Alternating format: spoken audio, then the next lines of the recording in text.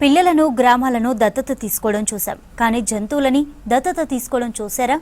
వన్యప్రాణులను ఇష్టపడే వారికి హైదరాబాద్లోని నెహ్రూ జూలాజికల్ పార్క్ దత్తత స్కీమ్ తీసుకొచ్చింది.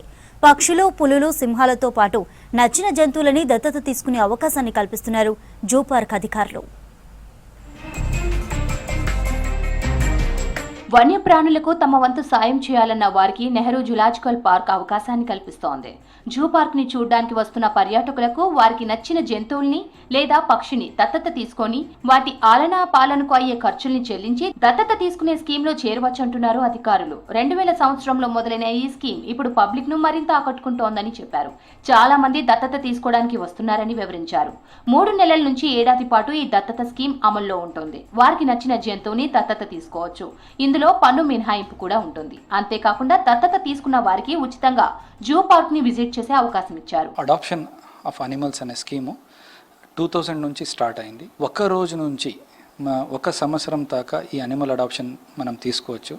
ఇది ఒక 500 రూపాయల నుంచి మీకు 5 లక్షల రూపాయల దాకా మీకు డిఫరెంట్ డేస్తో పట్టి మనకి అడాప్షన్ రేట్స్ ఉంటాయి.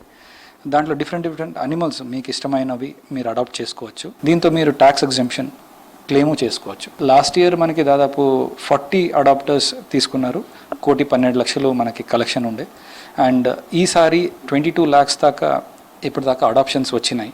And we request all the citizens to adopt our animals. దత్తత తీసుకునేందుకు ఒక్కో జంతువుకి ఒక్కో రకమైన ధర ఉంటుంది. వాటి మెయింటెనెన్స్ ఆధారంగా ఈ ధరలు నిర్ణయిస్తున్నారు.